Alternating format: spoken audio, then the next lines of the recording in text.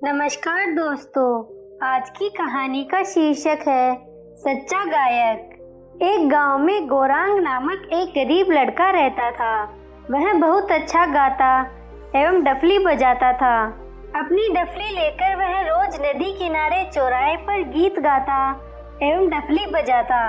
लोग आते जाते पर ठहरकर न कोई उसका गाना सुनता न प्रशंसा करता। वह बहुत दुखी हो जाता।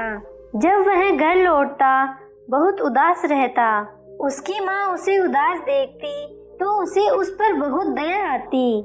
उसे ढाढ़स बंधाती, प्यार से उसके सिर पर हाथ फेरकर कहती, बेटा निराश मत होना, अपना काम करते रहो, ईश्वर एक दिन जरूर तुम्हें सफलता देगा।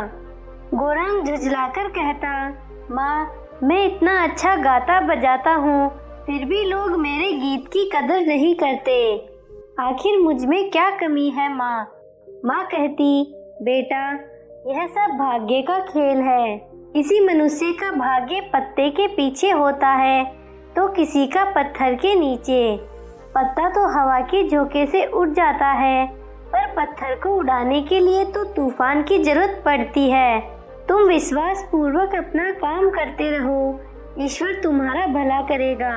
माँ के वचन गौरांग में उत्साह ला देते और वह दोगुने जोश के साथ गीत गाता एवं डफली बजाता। गौरांग की माँ अपने बेटे को बहुत प्यार करती थी। उसके प्रति उसके हृदय में ममता का अथाह सागर हिलोरे मारता रहता था। वह एक जमींदार के बगीचे की देखभाल करती थी। बदले में उसे अनाज, सब्जी, आम आदि मिल जाते थे। उन्हीं चीजों से उनका संसार चलता था। एक दिन गौरांग जंगल में घूम रहा था। तभी उसकी नजर एक घायल शिशु हिरनी पर पड़ी। वह दौड़कर हिरनी के निकट गया। देखा उसकी एक टांग टूटी हुई है और उसके शरीर में कुछ जख्म भी हैं। उसे देखकर उसे दया आ गई। उसे उठाकर वह घर ले आया और अपनी माँ से कहा, लगता है किसी जंगली जानवर ने इसे घायल किया है। इस हालत में यह जंगल में मर जाती, इसलिए मैं इसे उठाकर ले आया। माँ ने कहा, बहुत अच्छा किया बेटा। गौरांग उस शिशु हिरनी की मन लगाकर सेवा करता। सुबह उठकर वह उसके घाव को फिटकरी के जल से धोता, फिर वैद्य जी की जड़ी बूटी लगाता, पाँव में पट्टी बांधता, उसका खूब ख्याल रखता। वह उस हिरनी से काफी घुल मिल गया था। उसकी सेवा से हिरनी ठीक होने लगी। उसके घाव तो भर गए पर पाँव ठीक नहीं हुआ।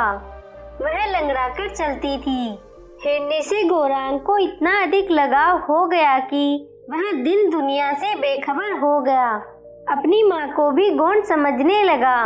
इससे उसकी माँ को बहुत चिंता हुई। एक दिन जब गौरांग घर में नहीं था तो उसकी माँ हिरनी को जंगल में एक सुरक्षित स्थान में छोड़ आई। घर आने पर गौरांग ने अपनी माँ से जब हिरनी के बारे में पूछा तो उसने बताया कि वह इसके बारे में कुछ भी नहीं जानती है। गौरांग द्वारा बार बार पूछने पर भी उसने अनभिज्ञता प्रकट की। गौरांग अत्यंत दुखी हो गया। उसकी आंखों में आंसू आ गए। उसने डबडबाई आंखों से अपनी माँ से कहा, पता नहीं उस बेचारी के साथ क्या हुआ होगा।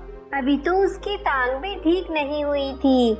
वह तो ठीक से भाग भी नहीं सकेगी। जंगली जानवरों से वह अपनी रक्षा कैसे कर पाएगी? उसकी माँ अपने बेटे के दुख को देख दुखी हुई पर उसे सच्चाई बता नहीं पाई। उधर गौरांग खाट पर बैठा केवल आंसू बहाता रहा। उसने खाना भी नहीं खाया। रोते रोते रात बीत गई। सुबह पेड़ा से व्यतीत हो उसने अपनी डफली उठाई, चौराहे पर गया और अत्यंत तल्लीन होकर गाना गाते हुए डफली बजाने लगा। डफली बजाने में वह इतना तन्मय हो गया कि उसे उस समय का भी ध्यान ही न रहा। जब उसने गाना समाप्त किया तो देखा कि आसपास भारी भीड़ इकट्ठी हो गई है और उसके सामने सिक्कों का ढेर लगा हुआ है और लोग वाह वाह करते हुए तालियां बजा रहे हैं। उसे लगा कि वह सपना देख रहा है। वह अवाक चारों ओर देखता रहा। धीरे धीरे भीड़ छट गई तब उसकी मदहोशी टूटी। सामने पड़े सिक्कों को समेटकर वह अत्यंत प्रसन्नता पूर्वक घर पहुंचा। खुशी से झूमते हुए उसने अपनी माँ से कहा, माँ, देखो आज मुझे कितने पैसे मिले। आज तो सब लोग मेरे गाने पर तालियां बजा रहे हैं, कुछ तो रो भी रहे थे। माँ ने उसे अपने हृदय से लगा लिया, फिर बोली, बेटा, जब मैं तुम्हारा गाना सुनती थी तो मुझे लगता था तुम एक सच्चे गायक हो। गौरांग अपनी माँ से लिपटकर रोने लगा। आपको ये कहानी कैसी लगी? नीचे कमेंट करके ज़रूर बताइएगा। अगर आपको कहानी पसंद आई हो तो अपने दोस्तों के साथ ज़रूर शेयर करें और ऐसी ही प्यारी कहानियाँ सुनने के लिए हमारे YouTube चैनल को सब्सक्राइब करें। धन्यवाद।